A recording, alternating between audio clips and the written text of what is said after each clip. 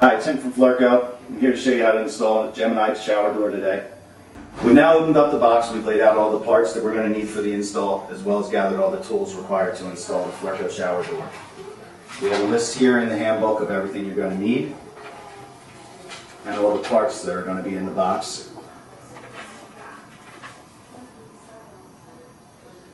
And we'll now get started with the installation. The installation of the Gemini Fleurco door can be broken down into 4 simple steps. First step is going to be to cut the bottom threshold and then also install the center bracket. Second is going to be mount the brackets on the wall and the header. Third step is going to be installing the hardware on the glass doors, as well as installing the glass doors themselves. And then finally we will adjust the doors and silicone everything in the last step.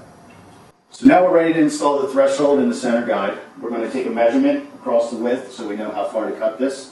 Threshold is provided with double-sided tape so that we can stick it down and it stays exactly where we want it. And then the center guide will get centered in the tub area for the doors to sit into. Our opening is 58¼ inches. We're going to mark that here on this rail, which I've already done, and then cut it and place it in. We've now cut the bottom threshold. It's been measured. We're going to install it on the shower door with this double-sided tape and then mount the center bracket.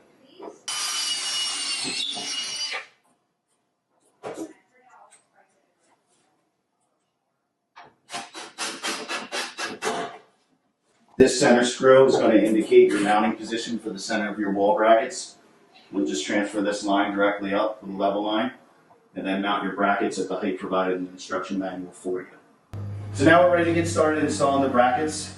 I've already drawn lines and drilled holes for where the brackets are going to be installed. That's all provided in the instruction manual.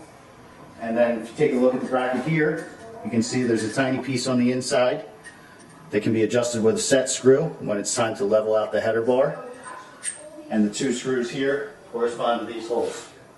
I'm going to go ahead and put in our wall anchors, which are just green sleeves provided in the box.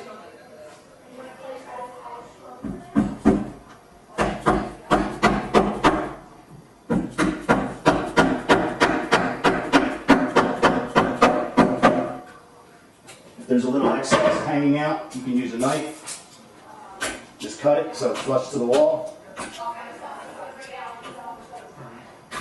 And then you're ready to use a Phillips head screw gun to install the bracket. Now we're going to install the bracket and also cut the rail to the width. I've already measured. You're going to make your rail cut at exactly 1¼ inch smaller than your overall opening at the top of the door. So we'll install this bracket now.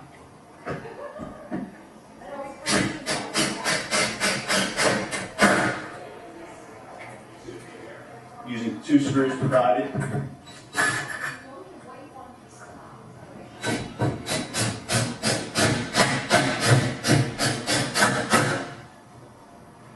And then we'll go cut the rail and get it installed and leveled out. To complete step 2, we've cut the bar. We're going to end up mounting it in the top bracket and then leveling it out so we can get ready to install our glass. If you take a look at the back of the bar, you can see there's 2 notches. That's to place the inside panel of glass wheels inside the running rail here.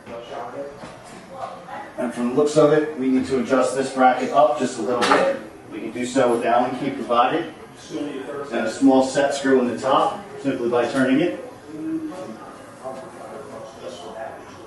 The header's been installed, and to complete the installation, we have this anti-jump bracket that keeps the header from coming out of the bracket. We put that in, and there's just a set screw at the top to tighten it down and hold it in place.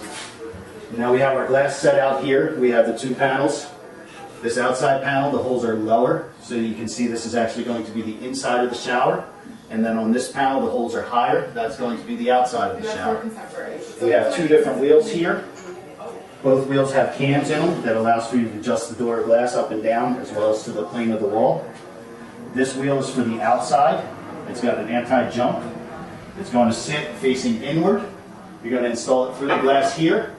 And then once it's installed, this bracket will get installed into a notch in the back to keep the panel of glass from coming off the bar. This is the wheel that's going to be installed for the inside panel. It's going to be facing this way, and it's the one that gets inserted in those notches in the header panel. We also have the handles that we're going to install. They're here.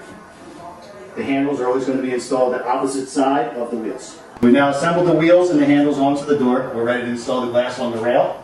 I have one panel on the inside here. We're going to lift into the notches on the inside of the roller. I also have a panel for the outside here with the anti-jumps up. We're going to put this on the top roller.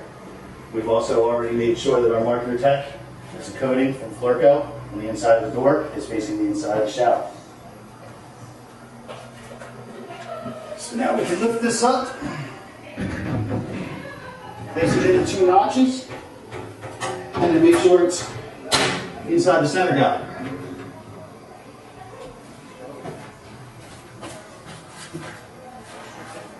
Same thing with this, sits on top of the grill, lift up, and into the center guide. With all Fleurco doors, you can see both panels of glass move back and forth with one finger.